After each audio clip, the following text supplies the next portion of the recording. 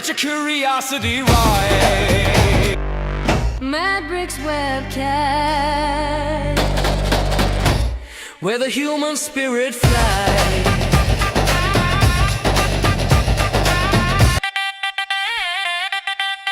Mad Bricks webcast,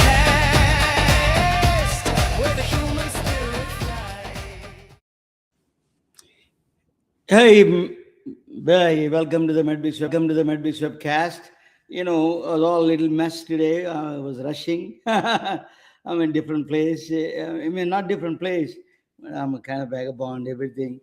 But anyway, let's start that process right now. You know, we have a, oh yeah, you need to adjust it just a little bit, camera. Okay, anyway, we have a, that's a very interesting thing, subject today. Two subjects I'm going to discuss. One is the nursing home situations. So in a moment, my co-host Susan is going to join. But the next one is I wrote an article yesterday about the medical education. We need to do something about it. Okay, medical education, because that is a big challenge. We can ask Abhi also. Abhi has a good understanding of medical education too. So, Abhi, Dr. Kasinadhuni. Let me bring my co-host, Susan Davis. She's a beautiful, blonde, and bold, and traveler. Let me bring Susan Davis, Dr. Susan Davis, Doctor of Nursing Practice. Welcome, Susan. Hi, Ramon. Good evening. Good evening. You've been traveling quite a bit, right? I have. Yeah. Tell me what's going on at your travels. You attended a conference in Cincinnati or someplace. No, I was in Cincinnati, and I just got back from the conference in Phoenix. I was at the Citizen CPR Foundation Cardiac Arrest Survival Summit. So it's a mouthful, but lo and behold, right? It is. But I think what they discussed. So what is their mission statement? What the mission is? If there's a human on this planet that's going to stay on this planet from cardiac arrest, we're going to give them the best opportunity to do so. So it's everything from the top research in this country and many other countries, pre-hospital, in-hospital, survivors, co-survivors, the education, the training. I mean, you name it. It's a niche of resuscitation excellence, all in one spot. It meets every 2 years, and truly, it just gets better and better. There's also a huge focus on our communities. That's a big passion of mine, is working with communities, becoming a safe place, as many AEDs, and getting as many lay people trained to recognize the problem, call for help, and act. We act as one, and we are one. So the whole goal is to keep us here to enjoy this beautiful planet as long as possible. My guest Abhi Kasinadhuni, Dr. Abhi Kasinadhuni, and me, we came from a small villages, and if there is a heart attack or CPR, cardiac arrest, just death is the only one that's available. They don't even know how to do CPR in the village. So even though it is impossible, how easy sometimes can save lives by using CPR training, your hands and mind, as you say, that is a powerful tool. We need to really spread across the entire world. That's a very, very important. So let me talk about nursing homes. I tell you what is going on in the nursing homes, Susan. I went there recently, visited one nursing home. Oh my God, I'd rather push me out of the Grand Canyon than sending.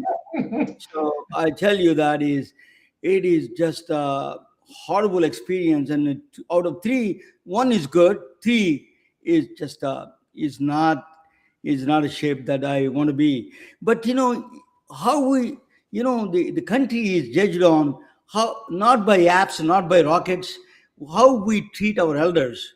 That is, we lost that. America needs to refocus where that priorities are a little bit. That's why I wanted to bring this subject to the front lines, and I'm going to talk about a little bit more. Then entirely different topic, but it's connected with it in a way. I'm going to talk the most beautiful equation in medicine. Let me bring the Dr. Abhi Kasinadhuni. Welcome, Abhi. Hi, Abhi. How are you? How Dr. are you guys? Kasinadhuni. You okay? Hey, only I am the one can tell your last name. No one can pronounce your last name. Right? Well, I read that we can call him Dr. Cass. Is that okay? Everybody call him out in the cast, probably. Please, I encourage that because we're going to have a fun conversation, and I definitely don't want my name to be the thing that trips us all up. So, Abhi or Cass, Dr. Yeah. Cass is perfectly fine. Did you check your audio settings? Be a little bit of a maybe you have an external audio, or you have audio with the external, or you're talking with the laptop Yeah, audio. just using the audio for the from the laptop. If you don't mind, take out the background and then go to the settings. If you don't mind, take the settings and go to the audio settings. There's a gear Maybe there, that. and change Oh, it because you're not matching your talk and your. There's a Is that delay. right? Do you Sure. agree, Abhi, that is a problem? Sorry, Susan. Yeah, Yeah, Better? some is it a Is little it bit better? better? Yeah. that's better. Actually, yes. That's better. Yeah. Perfect. So you need this external mic is always better if you want to be, but you don't go. I don't know how much podcast you do. Abhi, Dr. Kasinadhuni, Abhi Cash. I know you for a long time when you were a baby. So, I wanted to disclose to you, Susan. He is my mother's sister's grandson. You know, so his dad and his dad brothers I went to school with. We were since childhood days hanging around together in small villages. We are all from small villages, not him, but his No, parents, hey, and we I'm came from. I was born there. You know that? You were born in Phenomenon? I was born in Palakollu, and I was there Palagala. till Okay, okay. the age of 5. So, for what it's worth, I was born in during a time when we didn't even have electricity in the facility where my mom was delivering, and that was quite normal. And so I did have had that experience. I had that experience down my. You're the last generation of those kind of people. Yes. My family. We didn't have electricity until high school graduation. So is but you became a doctor. That you did all those things. Abhi, I wanted to. Sorry, I call you Dr. Cash. I need to call you That's because okay. You can officially call me it whatever you want. is. You know that I visited. I was talking about nursing homes. Tell me, what is a medical? You're a medical director for nursing home, right? Correct. What is the duties of the medical director does in the nursing home? Sure. I mean, a lot of medical directors also take on the clinical duties. So in my specific role, I also practice and, see patients regularly. But as a medical director, in addition to clinical practice, there's a lot of oversight, everything from administrative issues to, delivering quality care, meeting certain guidelines and metrics, ensuring that we're staying up to date with vaccinations and so on and so forth. So essentially, we work closely with administration to deliver the best possible care. This includes bringing down costs, which is something that high costs are plaguing a lot of nursing facilities. So it's a multifaceted role that's not just clinical. Yeah, and the cost, I guess if we're going to come right out of the gate with cost, it's unreal what it costs to have a family member in any area of skilled nursing,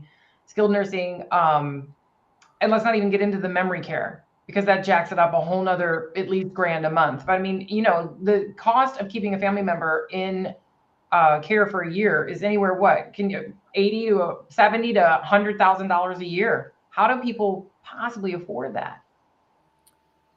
They don't. I mean, frankly speaking, we have a number of people. Most people, in fact, are not private payers. I mean, if for every 100 people, I would say maybe 5 at most are going to be private payers who either utilize whatever insurance is giving them and then supplement on top of that, or just pay out of pocket. And those folks are, fortunate enough to have saved up, or they have families that have enough resources to be able to support that. But that's, far and few. Ultimately, we are heavily reliant on this Medicare, managed Medicare, Medicaid, type of insurance to be able to facilitate those stays. And yeah, and if we can't do that, then it's rough. So really, But there they're is no. full, right, Dr. Cass? I mean, they're full. I was looking at some quarterly, like end of. I think I thought there was a number from end of quarter 4, 2024 was like 87 globally. 87% of were full. I mean, they're there, and we know what's happening with our baby boomers. We know what's happening with our over 65 population. It's not going down; it's going up. So the need is increasing. They're full, yeah. Yeah, absolutely. I mean, full, absolutely. But the tricky thing is, I mean, there are, exactly as you pointed out, you have folks that require post-acute care. You have folks that require more long-term acute care. You have folks that might have higher needs as as it relates to memory care. So they all fall under different categories. And so, yeah, generally filling up your census is not the issue, but ultimately, the type of patient really dictates what type of reimbursement that facility gets. And a patient that has fewer needs or doesn't need the skilled care necessarily fetches lower reimbursements. And unfortunately, it's an dollars and cents sort of thing. To be able to support a facility, you need to have a healthy mix of patients that fetch higher reimbursements that can help actually keep the program afloat and alive. So it's much more complex and tricky than meets the eye. So while I would argue that, yeah, there is definitely a shortage in facilities, staffing, etc.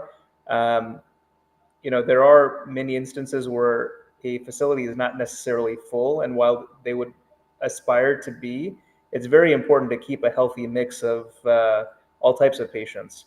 And speaking on that, you're now seeing a lot of specialty facilities that really focus on niches, because that's their way to really keep costs down, provide specialized care, and really create these efficiencies. And so one such example is, patients that really need this type of transitional care, or rather people who need mechanical ventilation, intubated patients that need trach and vent care. And so I round at facilities that exclusively focus on some of those patients. And so that's one way you fetch a certain type of reimbursement. And though it's more specialized, it's an efficiency that's created because they're really just catering to those folks. Does that make sense? Yes, but you mentioned staffing, so I mean that you're now talking about skilled nursing and She is a staffing. nurse. Yeah, She so is I a mean, doctor. I know the staffing. I mean, first of all, you said staffing, so we know that there's a nursing shortage already. There's supposed to be, I don't know, I'll never get the numbers right, but hundreds of thousands of nurses short over the next few years, and then in your world, and another like million shortages on support, CNAs, techs. And you, again, in one facility, you might have memory care, assisted living, and then upstairs you have these long-term care patients that require, a little bit more knowledge if you're going to be taking care of vented patients and so on and so forth. What's the future for you guys with the staffing crisis and the type of care, by the way, that actually, without talking about the numbers, right? These are people, like Ramana said at the beginning, these are our parents. These are our parents, and the type of care that we want them to have while they're in there. It's a tough mix, I think. Listen, I think staffing is a tough issue, no matter what sector of healthcare you're addressing. I mean, if you want me to be honest, especially as it pertains to like the CNAs, the aides, the techs, it's not a glorious job, and it's a tough one. By a long Ultimately, shot. folks are, I mean, like especially the aides, they're, cleaning up bedpans, changing diapers, cleaning up vomit, and essentially, it's not glamorous at the least. And then on top of that, the pay is not really justifying the work. So that's also what's created this staffing shortage. Once upon a time, this was not so far into the future. As recently as 5 to 10 years ago, especially pre-COVID, as everybody knows, the staffing models looked a little bit different. And while staffing was always an issue, there was a huge shift in, work-life balance and the pay scale paradigm with staffing. And so suddenly, in a very short span, you lost out on a sector of workers who suddenly, I would say sudden, but started demanding more work-life balance, or more reasonable wages, livable wages. And so, and that's just not sustainable for these skilled facilities, because ultimately they are functioning on razor thin margins. And so, because, I mean, let's put it this way: I have a 130 bed facility. I'm a medical director at multiple facilities, but one of them is 130 beds, and I would say if roughly 120 of those beds are filled right now. Um, I mean, we have at least 40 to 50 staff members, and so you can do the math. I mean, you have 40 to 50 staff members supporting 120 people. Like a one is to two, Let, let, and for that. let me ask you a question. Is it a good idea to mix assisted living, independent living, memory care, skilled nursing home, post acute care, post long term acute care? Can you mix all of them together in different wings in the same facility, or do you think is it better to divide them and to build different things? Yeah, you know, so where you have like population densities, and and you're able to carve these little programs out and keep things tight, it may be possible to have these like niche specialized facilities for each and everything.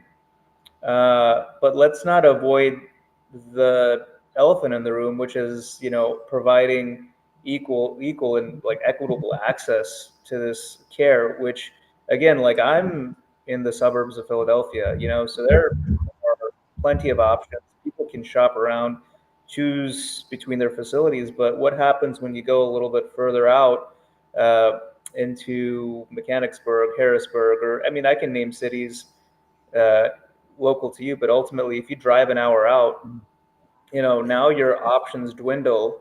And so you don't have the luxury of carving out these niches where you can provide these specialized care and, create these, efficiencies. So ultimately, you can't survive on just an LTAC. You can't survive on just post-acute rehab necessarily. You need to have these blended models to be able to support, certain types of staffing consistency. So, like for example, if you have a facility that exclusively provides post-acute care, or a certain type of inpatient rehab, those are usually short stays. And so when you have short stays, you have large fluctuations in patient census. And so where one month, if let's just say, uh, for the sake of discussion, you have a 50 bed facility that's exclusively post acute. In one month, you have 40, 45 post acutes. You're going to have the staffing to support that. But then in another month, you might have just half of that. So since you have such a dynamic and fluid load, you can't afford to pay nurses and staff when the census is 50%. Whereas in LTAC, you have a more consistent, patient census, but of course it pays a little bit differently. And you have these value-based care models, and so there are complexities which, to the eye it seems simple, but let's put it this way: there are a number of complexities that don't make this an easy thing to solve. And I think everybody's just trying their best, but ultimately, the first place to start is access to So care. funding. The funding is the first place. Yeah, I mean, the funding is an issue as well. Again, it seems obvious, but do we spend a considerable amount of money on patients? I think, Susan, you pointed out earlier, I don't have the exact figures on how much it costs to provide this care. I think a simple Google search will give you that statistic, but it is an enormous amount. And so, yeah, arguably the funding has not kept up with the cost of providing that care, so that has been stagnant. So yes, especially the reimbursements, I think they're like somewhere, the increase has been around 2 to 3%, while the rising costs are significantly more than that when you factor in inflation, staffing shortages, and increased pay. So like, yeah, the reimbursements have not kept up, but if you look at the big picture, we spend a heck of a lot of money to take care of these people. And that's probably a good place to start. Why are we spending so much money to take care of these people? And are we really providing value for the amount of money we are spending? And I think starting from that bird's eye view and then zooming in may be a better way to look at it, because a lot of people still don't have access to this care. We're talking about a luxury that people have in these like more population dense areas, but rural areas and even some suburban areas do not have these places to go. And they're You know, my closing. They're closing. There's a lot of, and especially in the rural areas, they're closing. And then what do we do? What do they do? This is, and by the way, there's nothing easy about this. You said it looks simple from the outside. It does not look simple. Any person who's ever tried to navigate for the first time, trying to find a placement for a family member, knows that there is nothing easy about it from the yeah. outside looking in versus the inside looking out. It's a treacherous, Yeah, difficult. Yes. absolutely. I Is have it a friend in process? Dallas, a very good friend of mine, Jennifer. She was looking for her sister for a long time. She moved one place to other place. She gets frustrated. It is really tragedy. Let me ask you, what are the solutions? It said that cost is not the only one. You can do with that same money. You can provide a value based. What is your solutions? What kind of radical solutions you have? For example, in California, we have a tsunami coming. 59% increase in the next 10 years of the senior population. Housing requirements are humongous here. And then my friend is trying to build a nursing home, but the regulations are so vast. It is unbelievable amount of time it takes to get approvals. So what is your radical solution? What are the solutions or AI solutions? Anything that you think of for that cost? Yeah. I mean, listen, I'm young and relatively speaking, I'm, a young career physician. So, my thoughts are probably a bit more radical and perhaps in the near term unachievable because of, you know, how out of the box they are. But I think first, there really does need to be a cultural change, which realistically I don't see happening. But maybe it's going to be a forced thing at some point. There has to be a culture change, okay? And when I say culture change, I mean, I think slowly or maybe quickly, based on how you look at it, this whole concept of independence, nuclear families, even folks who are just Beautiful. walking away from having kids, uh, you know, this is leading to a mentality that everybody for themselves, okay?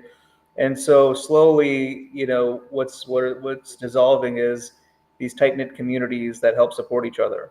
And so the way I look at it, I'll give you an example or a story. So, at one of the facilities that I regularly attend, I have a patient who I saw for the first time, and I mean, I was new to this facility, so he'd been there for a while, and he was just this older guy who had this really like lighthearted personality, and uh, he's like, "What are you doing? What are you gonna do for me?" And he was just, kind of making light of everything that I was trying to do seriously because I was way too serious, but he was just, trying to make the situation better. But ultimately, he said one thing to me. He's like, "You realize that they're me, right? I'm like, what do you mean? I'm here to help. I want to know what your problems are. I'll try to fix them, even if somebody before me wasn't able to. And he's like, listen, he's like, no matter what you do, you might be able to help today a little bit, help tomorrow, but this is where people like me come to die, and that's my reality. So there's really nothing you're going to do to help me. And Yeah. so I think he summarized it best, because I mean, he shares his room with two other people.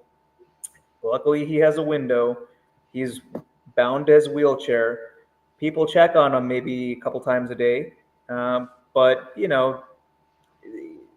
he's not so active, and ultimately he's really taken refuge in his books. He has huge stacks of books, and that's what keeps him going. But he's not wrong. He's not wrong. And he basically, hit the nail on the head. He's like, yeah, this is where people come to die. And more so senior citizens, but not just senior citizens, folks who have disabilities, folks who have certain, special needs that require extra assistance. One way or another, they are in a marriage with these facilities, and they're there to, live out their lives without any kind of, major measurable quality, and they're there to just wither away and die. And Abhi, so, yeah, yes. I And wanted to so, interrupt you a little bit about this. what's Yeah, yeah. that? Because I wanted to interrupt you this one because it's very important point you are making. Such a profound statement you made. Cultural change. We are the examples. You and me, your grandmother, my mother, were six sisters living together in nuclear family. Really, they support each other. My, grandmother. She was like a she's like a general in that family. Continue, she cared for everybody. This is kind of hundreds of cousins and all of them. She really cared for everybody. That nuclear family in a small villages did work. It is a beautifully work with everybody taking care of everybody. We don't need to die on this somewhere. We don't even know where they are.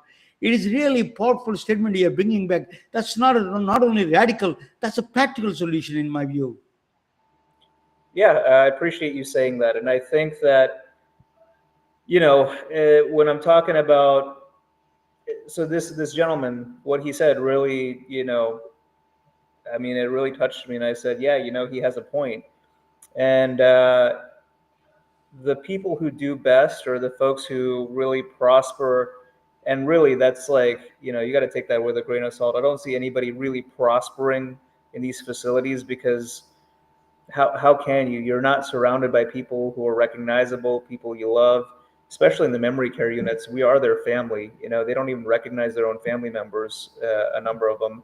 And so it's tricky. But you know, ultimately, the people who do best are the people who have, some family, some support, not just these strangers who are caring for them.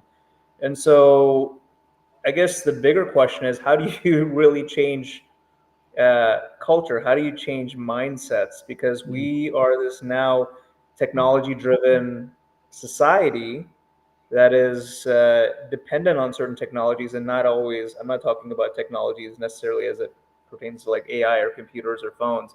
Yes, that's a component, but we're dependent on these certain technologies. But we've become kind of I don't know how to put it, but very loosely attached to some of these other paradigms, which is family structures and social values, etc. And so, as our dependence on these technologies and these faculties exist, our attachments to more traditional norms have loosened. And so, anyway, my suggestion, if anybody would ever hear it, is these days it's difficult to incentivize families to care for their loved ones. And there are certain things where, technology just can't help a person go to the bathroom at this point. You can't, technology is not going to change a diaper or give somebody a bath or administer medications necessarily. We're not there yet. We may be in the next 20, 30 years, but we are not there now. And until we get there, how do we fill that gap? And I think perhaps one way to look at it is, okay, well, we are spending an X number of dollars to support your loved one. Okay. Why can't we just give that as a credit to folks who can support their loved ones at home? Okay. Because a lot of the issue, okay, you have two people in a household that are working full time, and then nobody's able to watch that person, provide care for that person all day long, but again, how do we incentivize families to stay together is the point. Because So yeah, so Susan. much easier said than done. And I too would love to see the paradigm shift. But from someone who's just been through this, I mean, I've spent the last 3 years of my life in and out of memory care with a family member, and this one's just horrible. And then this one, we move. We finally find one that's was spectacular, but the hell on the family trying to make that decision to try to keep the family member at home. The cost is also enormous. The safety feature, having around the clock care is not cheap at home. And then there's got to be a backup to the backup plan for the around the clock care. I mean, I'm using memory care specifically as an example here, but it becomes a safety thing. More so. So, I mean, there wouldn't have been enough money in the world to give us. That's not true. I mean, I guess it was piles and piles and piles of money, but money really wasn't a problem in our family's care for my uncle, for example.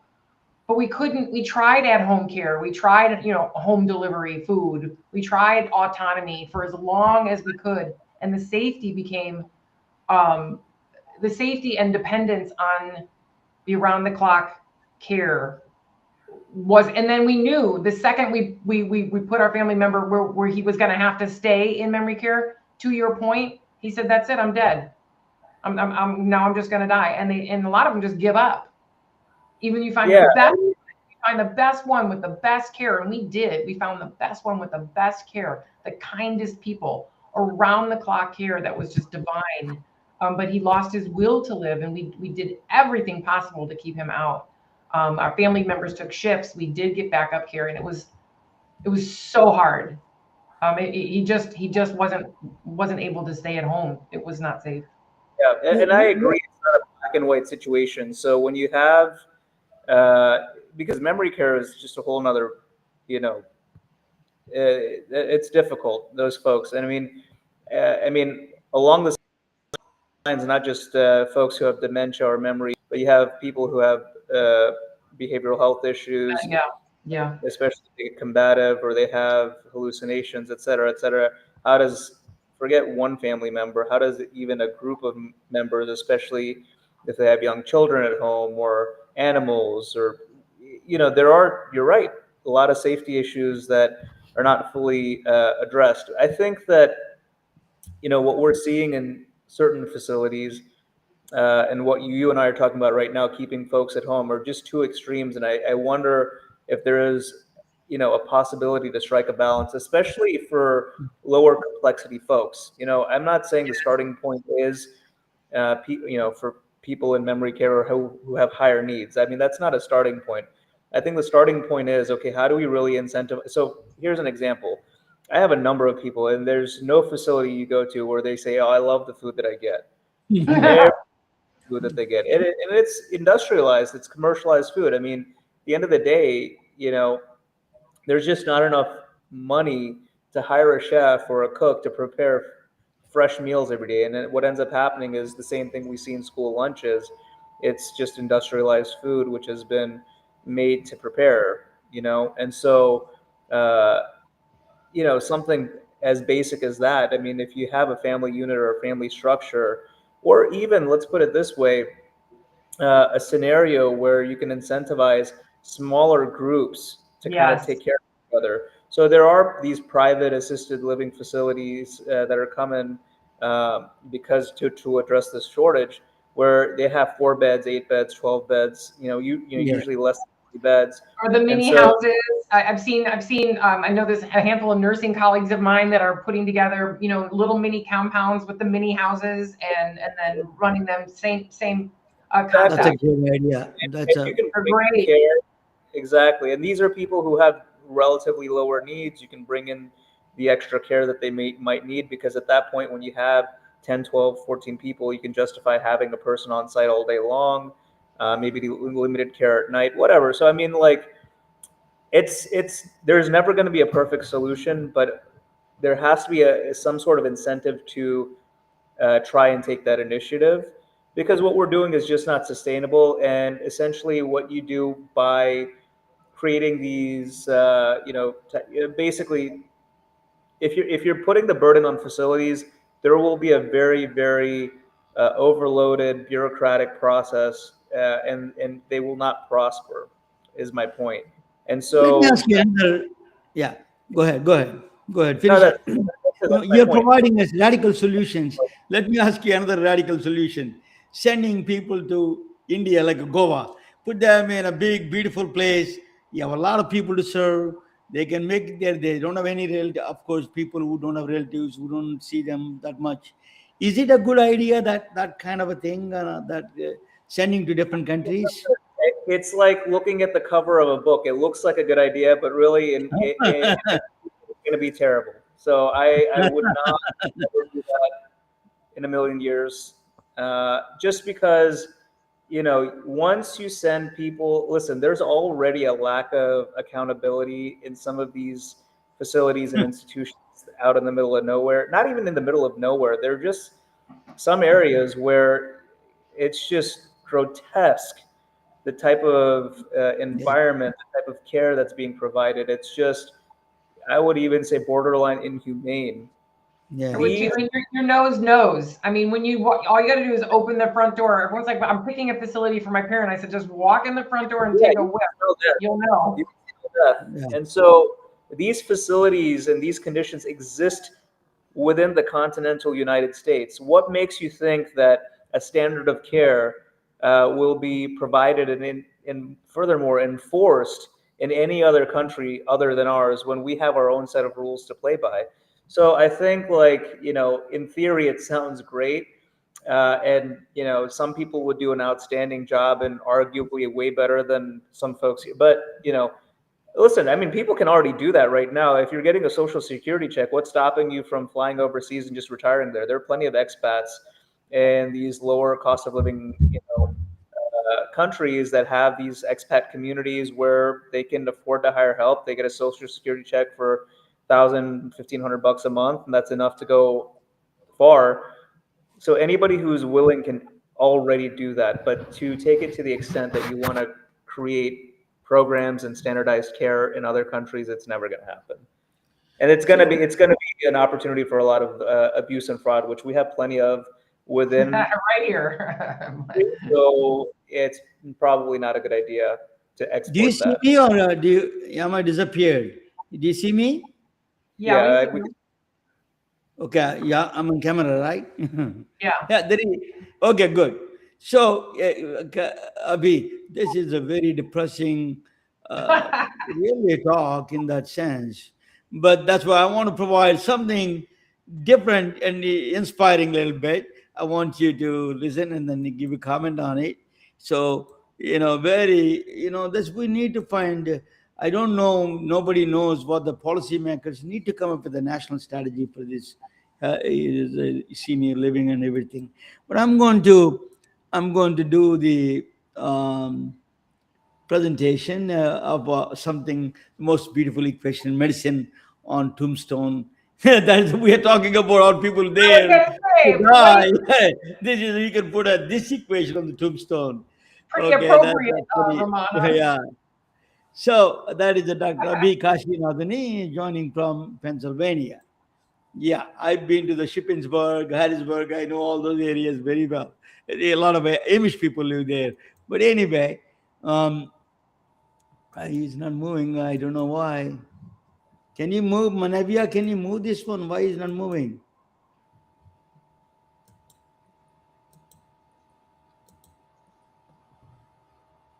There we go.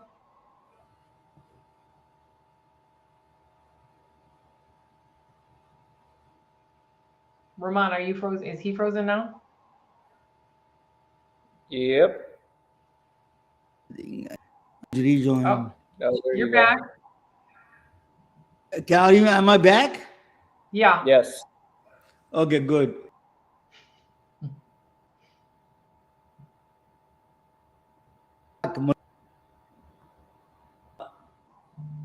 Can you hear me?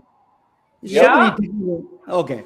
Paul Adrian Dirac is born in England. He's in 1902. He wrote an equation, mathematical equation, and sitting down on it for 3 years. This equation.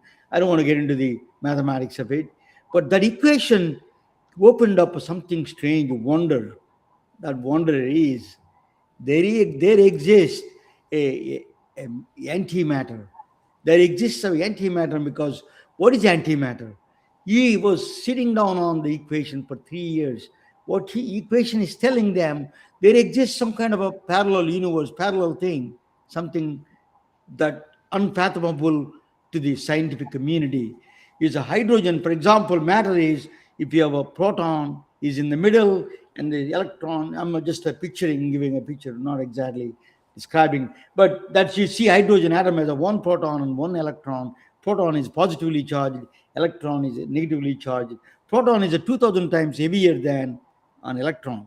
Like a electron is a 1 pound, proton is a 2000 pounds. So the big boy. So that is hydrogen atom.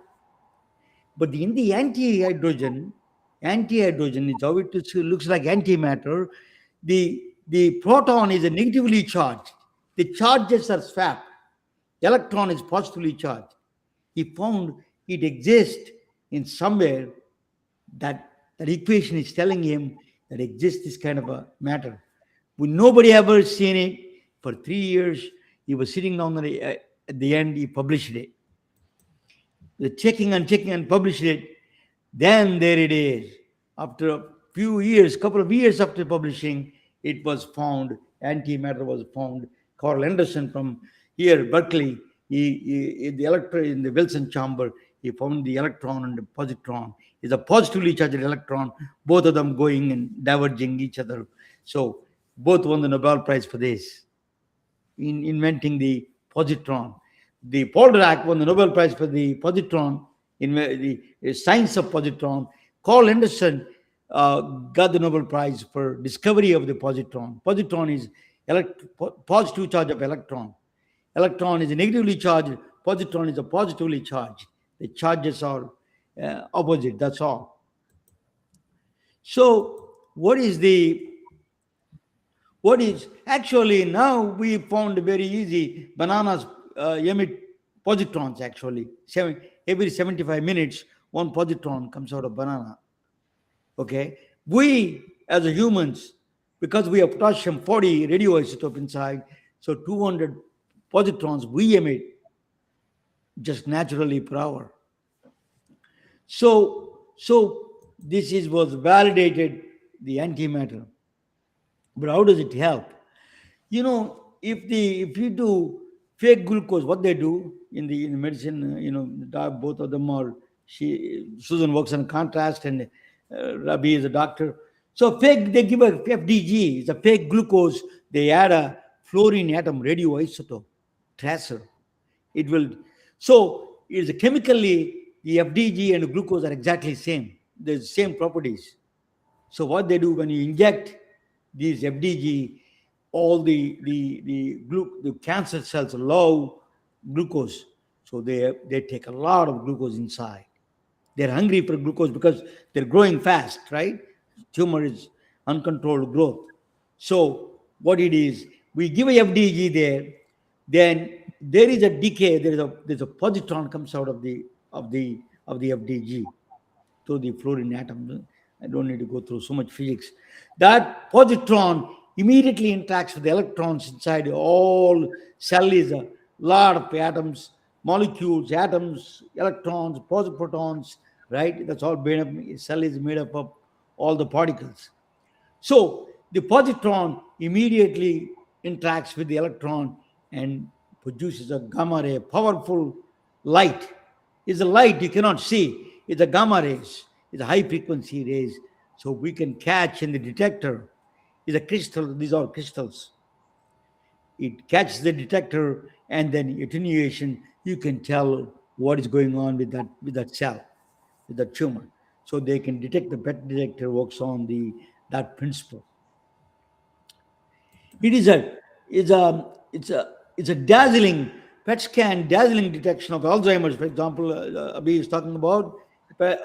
Susan is also mentioning PET scan of the brain. You see the how it what is science is telling you of the mild cognition and the Alzheimer disease in an extreme stage. So PET scan does a dazzling detection.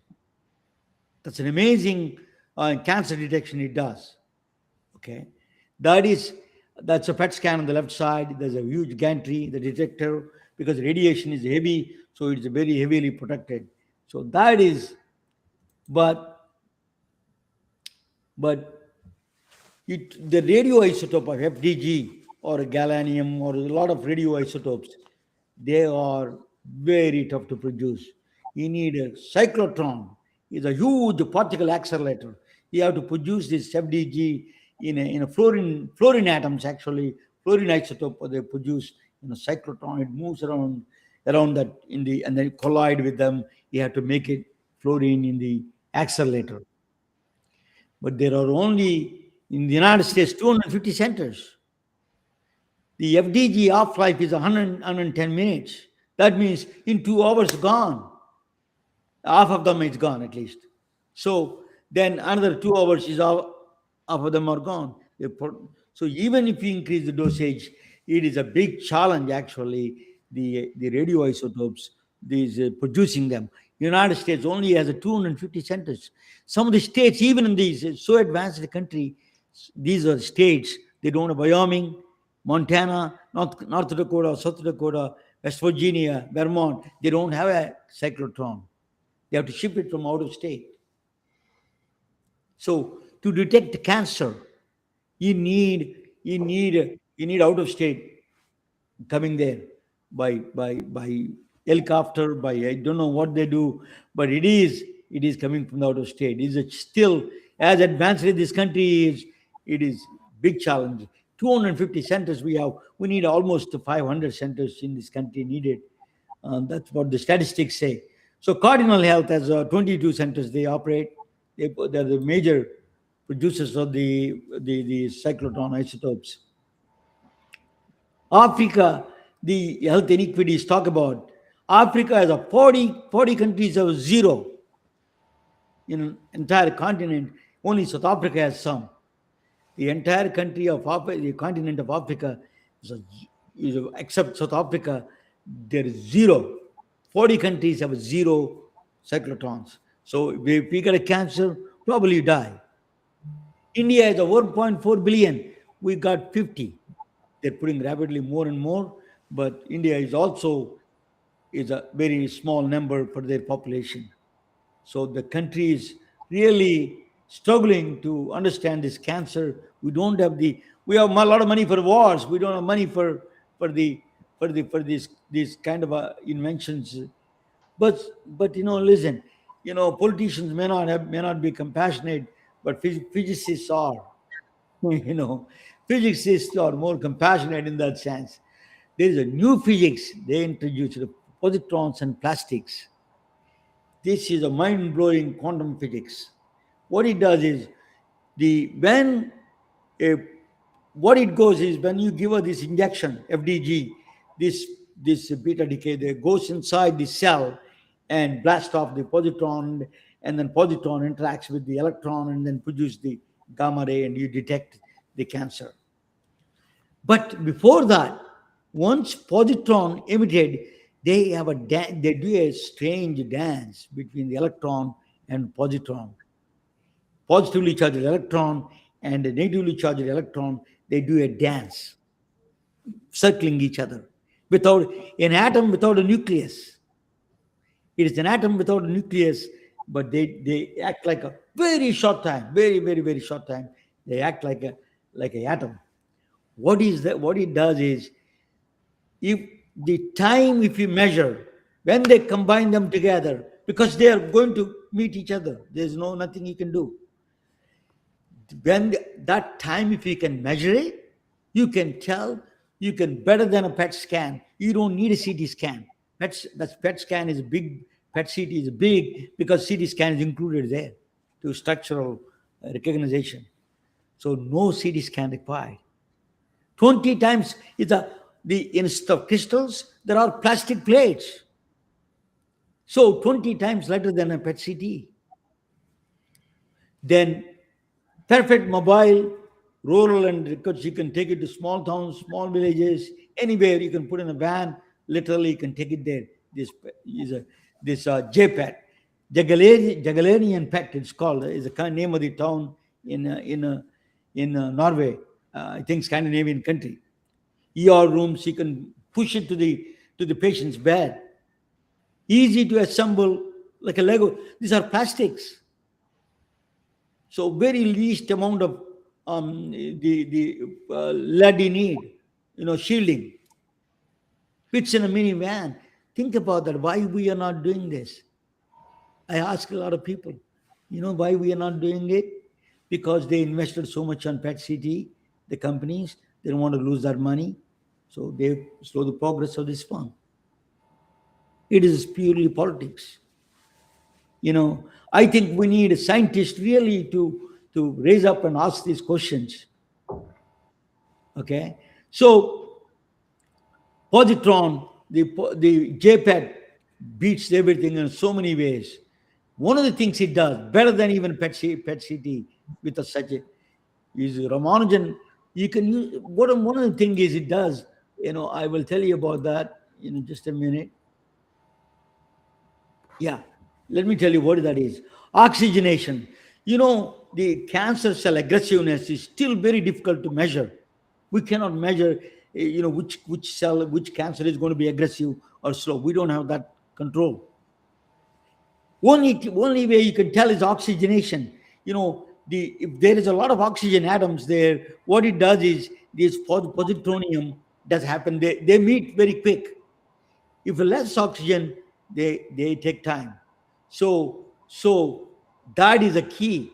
If you know the oxygenation is faster, if you measure the time of these two collisions between these positronium dance, before the marriage ended, you measure the time between the positron and the electron, you can get the aggressiveness of the cancer, therapy resistance, metastatic, you can get all of them better than PET CT. PET CT, you have to use a new contrast, a different contrast. So JPET is a revolutionary quantum physics coming to the doctor's office. That's what it is. So the aggressiveness is one of the challenges in the cancer. We need to find that is the JPET does a beautiful job. So, but it has problems. It has a little bit of problems. I won't tell you what the problem is that signals are very weak. But what I did was I wrote an article. You can use 100-year-old Srinivasa Ramanujan mathematics is a beautifully works there. I checked it with so many people, so many publications. He is a monster, and I was talking about last time, monster groups and moonshine modular forms. Ramanujan 100 years ago wrote the mathematics. If you use, he's a master of big signals. If there is a weak signal, he can catch that in mathematics. That is the power of Ramanujan mathematics. You can combine from somewhere. So that's why I wrote the article, polymath article. I'm going to tell you why we need this kind of a interdisciplinary field is very important. So the next is Paul Dirac. He came to Tallahassee from England. He moved to Tallahassee, Florida. He was teaching in the University of Florida for 10 years. He died in 1984. Then he was offered everywhere job in Princeton, everywhere. He is the most genius in this world. Unsung hero of the cancer, father of the positron, Paul Adrian Maurice Dirac. He was in Tallahassee. There was a tombstone there in Tallahassee. That's where he died. London, England, where they put a tombstone, they wrote the equation of that tombstone, that which formed the positron. So, Paul, thank you for watching. But this is the story. I want to tell you, this is very emotional to me for a physicist to do unsung heroes of these physics people can produce. It is really fascinating what the science can do. Thank you for watching. Let me bring my friends. Yeah. Yeah. Abhi, what do you think? Can you hear Well, me? definitely something I'm not well versed in, not something I learned in medical school, I'll tell you that much. But Yeah. I think that you're right. I think that we can all stand to benefit from this interdisciplinary type of education. Um, so I'll leave it at that. So, and just another brilliant example of how, physics is becoming mainstream. I mean, no one even believed in physics, much less now. We're talking about quantum computers, and now you've got the JPET. This is a very interesting education that you just provided for us, Romana. That was a tough one. I'm usually pretty good with my physics. I spent some time, studying physics myself, but certainly not to the level of you, Romana. But that was really fascinating. Um, does the JPET? My question for you is the cyclotron. Does the JPET replace the cyclotron?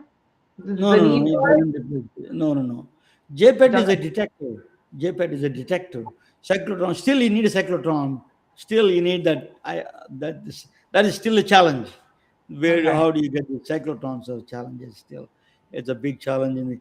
We have a Stanford accelerator close by, but California has lots of them, but some states don't have that much of a thing there. But the point I'm making, Abhi, is that solutions can come from so strange. Rasina was Ramanujan from Challenge, India. Then you said that in a small village, like our villages that we grow up, I grew up, and your dad grew up. Um, it is that combination of cultural thing you see. If you don't have that inter exposure, you would not have think that, hey, joint families may be a better solution for the world. um, Go back to the original Indian psychology of a joint family. That is a radical to the American Western culture, but it may not be a bad idea to think about it, and then support that, as you say. You said the financial incentives shift that direction, may be better in some cases at least. So let me comment on that one for you. Well, I was going to say the same thing, Romana. I think the suggestion of financial incentive to assist families when that decision comes up and perhaps buy them more time staying at home. We know that's what the family wants. We know that's what the patient wants more than anything. And if there was financial incentive somehow built in for that co-living piece with the extra support to stay home as long as possible, I'm sure many people would choose that option rather than, unfortunately, the death sentence of going into one of these places. It's a horrible thing to say.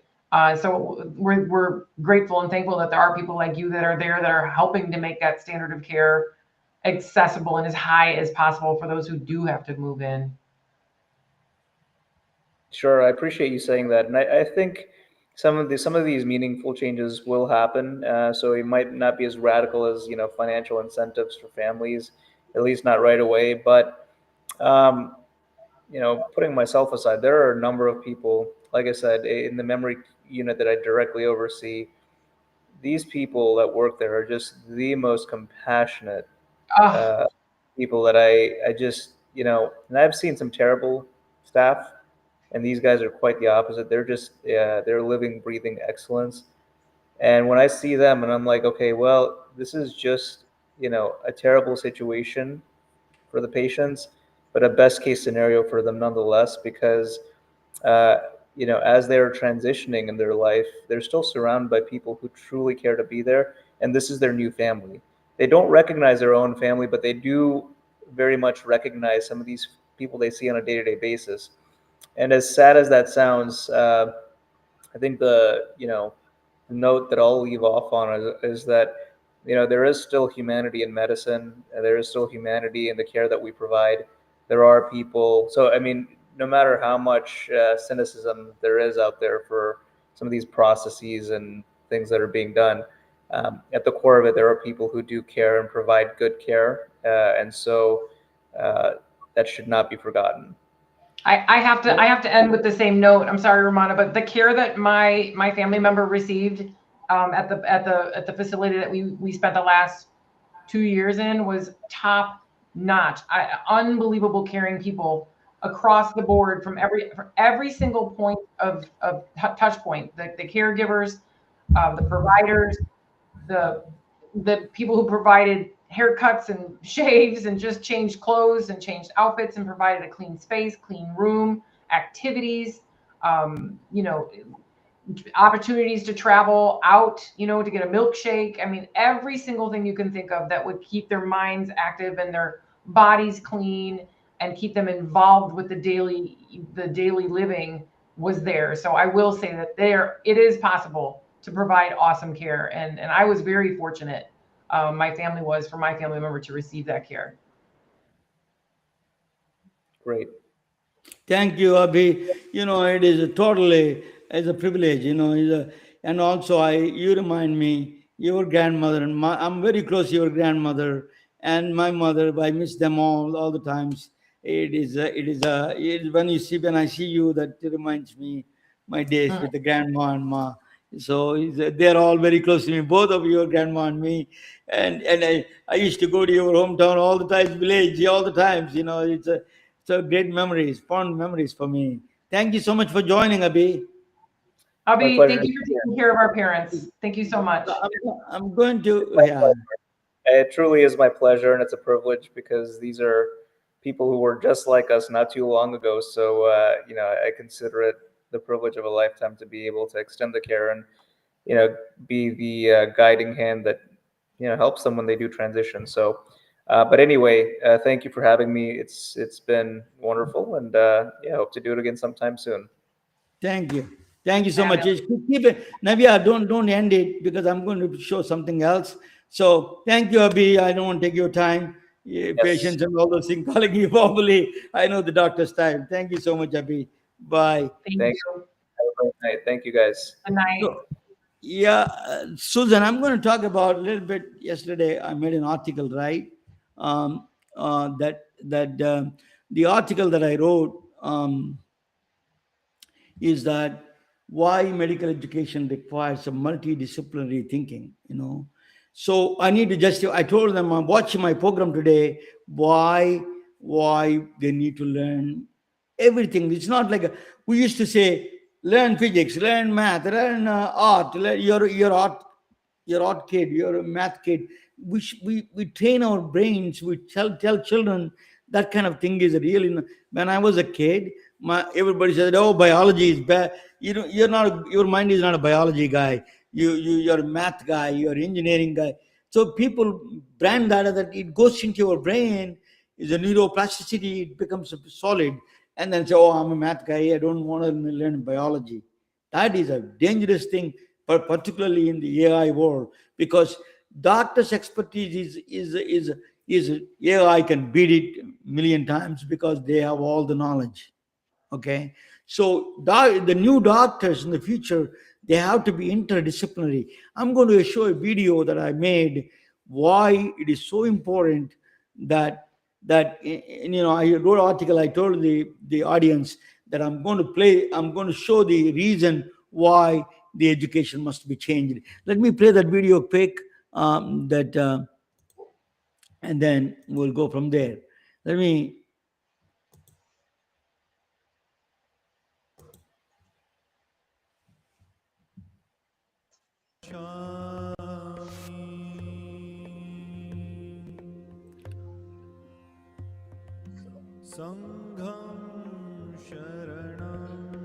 For mental relaxation, early human civilizations in the East practiced Buddha's teachings, while in the West they performed rituals.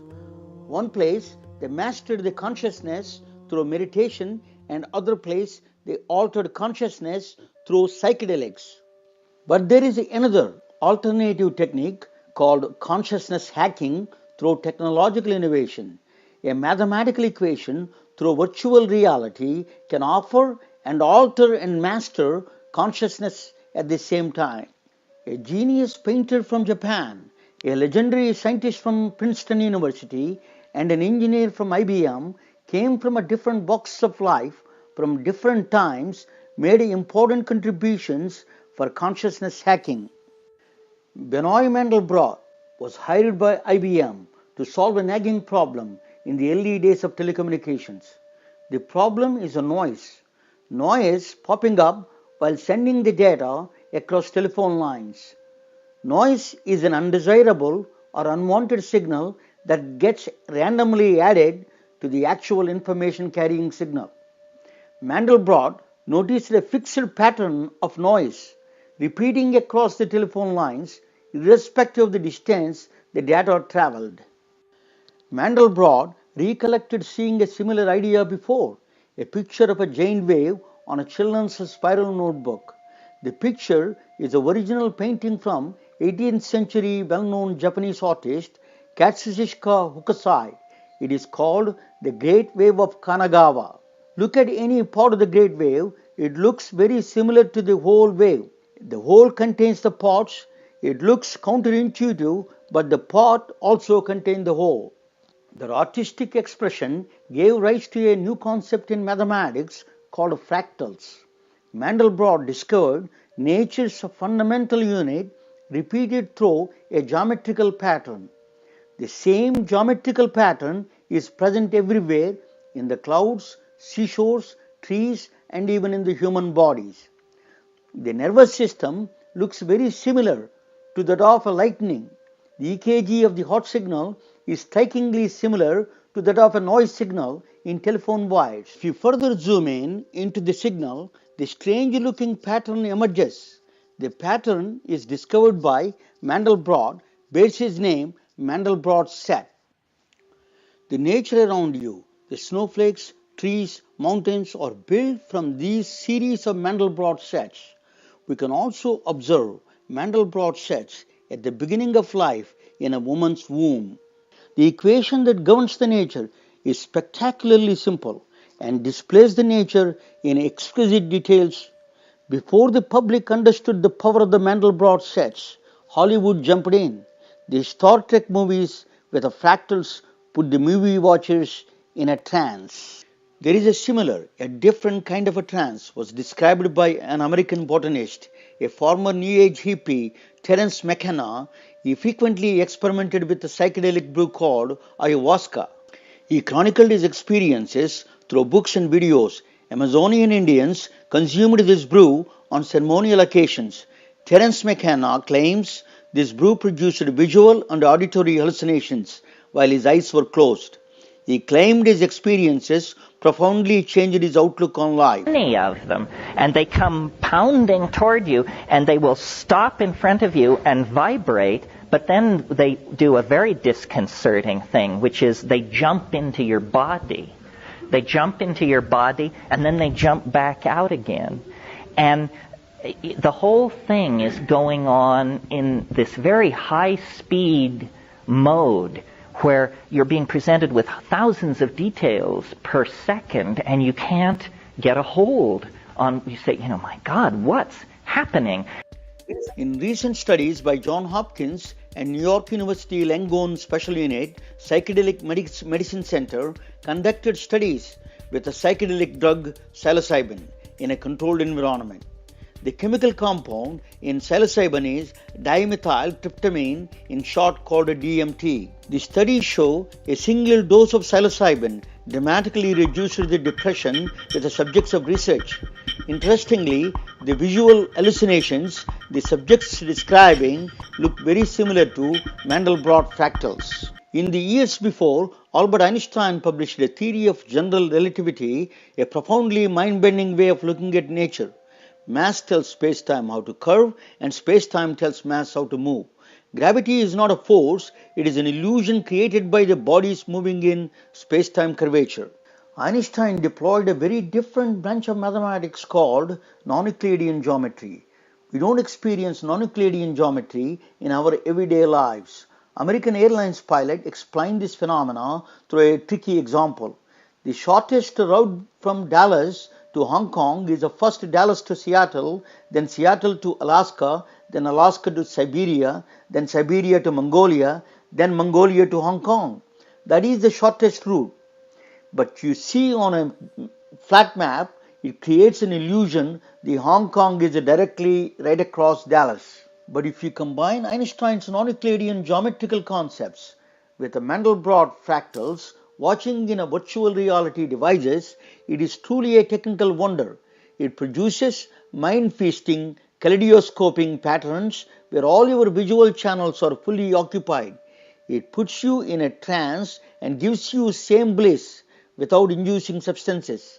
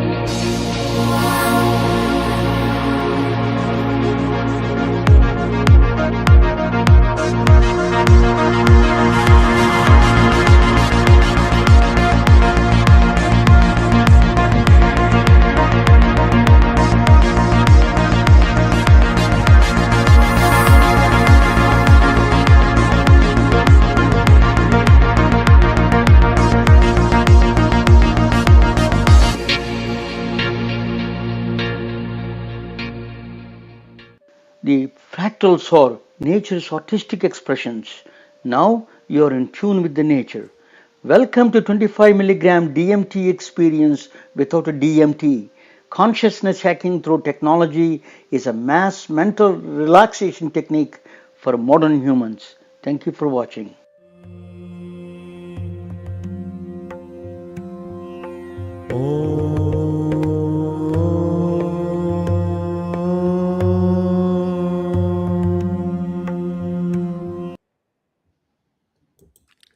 What do you think? Yeah. The reason I played this video, Susan, is I want to talk about the future of education must be learning everything, art, fractal geometries, that's a lot of new thinking came out, fractal geometry, you know, that even I was thinking, I thought about when I was developing the MedBricks platform, is that fractal geometry played a very important role. So I think that is all understanding of all the disciplines, little bit of everything is very important as you are very interested learning everything. That curiosity has to start from childhood days.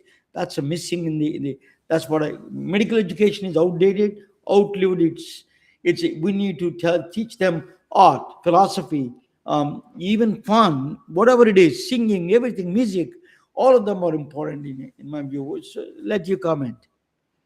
Well, I think education period is outdated, and not just for doctors, not for just for medical doctors, for Yeah. anyone, pretty much in any discipline. I can certainly chime in with nursing education is long overdue for overhaul. So, and I would go so far, our K through 12 adult continuing education. I mean, all of it, it's going to have to change anyway in this AI world, and the way we can do things in shorter time, more condensed time. And absolutely, you and I talk to polymaths every week on this show, and Yeah. it's no longer really a rare. I don't think it's going to be such a rarity. I think it's going to be the norm. We have access to information and learning, and it's free. Multiple, some of the biggest and best educational platforms in our globally are now offering their programs for free. So I think it's going to happen naturally, Ramana. I think we're going to be expanding our minds and becoming polymaths. It should be more the norm than the other. Good. Thank you so much. And that's what I wrote the article and I wanted to show them why it's important to understanding the polymath thinking. Tomorrow we're going to have a lot of fun. Tomorrow is a festive. Today is a depressing talk a little bit, but A little bit. It's sad but true, and not so the case. I have nursing colleagues. It's not my space, but I know that there's a lot of people doing a lot of work to improve the situation. But we got to get on it. The numbers are increasing massively with the aging of our population, and it'll get better. We'll put the positive vibes out into the universe that it will get better, that there's enough kind people out there that are willing to do the work, and there's enough kind and lovely, wonderful people to care for our loved ones. And so I'm going to throw out the good vibes that it's going to happen. Well, one of the Abhi suggested, Dr. Kashi suggested, is that smaller homes and in a joint family close by, it just kind of that thing atmosphere can create easily can be done. It's not a rocket science. It is not achievable. We have all the resources. I think we need to do focus on incentivize those kind of things much I do more than too. There isn't a family member that wouldn't choose that over an institutional, cattle type setting with their loved ones. 6 to 12 patients where they have outdoor activities. Put in natural settings where we don't lose. I mean, when you get locked into those places, you're never going to go outside. I mean, most of them have a little, an area where you can with locked doors that you can get in and out. But it's a whole feeling when you're in there. So anyway, I agree with you. I'm for private equity coming on in and saying, hey, how about we put up these little bitty mini villages that are really close to the earth and nature, and have the nurses come in and have caregivers and providers come in and keep their way of life and include obviously the family as much as possible. I love that. Yeah, absolutely support it. So thank you for watching, and then thank you for coming in today with all the traveling you do. So where is the next travel for you? You are going home? You're born I'm going to be home for the holiday, and then I'm going to go off the grid for a hot minute between Christmas and just past the New Year. I'm going to ring in the New Year in my cabin off the grid. So I'm going to reset and get ready for a amazing 2026. Tomorrow is going to be another beautiful, just a festive, very positive atmosphere. We're going to bring a singing sensation tomorrow. That's good. After that, another doctor coming is Dr. Evan Alexander. He's going to talk about near-death experience. He's just an amazing doctor and he's a friend actually, whom I admire him. So let us continue the conversation tomorrow for festive environment. So wear the festive clothes. Okay. Thank you all. It. Bye. Good night, everybody. Thank you so much, Ramana. Good night, everybody. Thank you. Good night. Bye. We are retelling their stories through our patented designs that can be worn on scrubs, t-shirts, printed on conference bags, and endless other promotional materials. Daily Wear for Medicine is the first ever of its kind to create curiosity in medicine through visual art. We at MedBricks are celebrating unsung heroes of the past who made enormous contributions to the field of medicine through our unique campaign called Daily Wear for Medicine. You can wear it, carry it, and give it.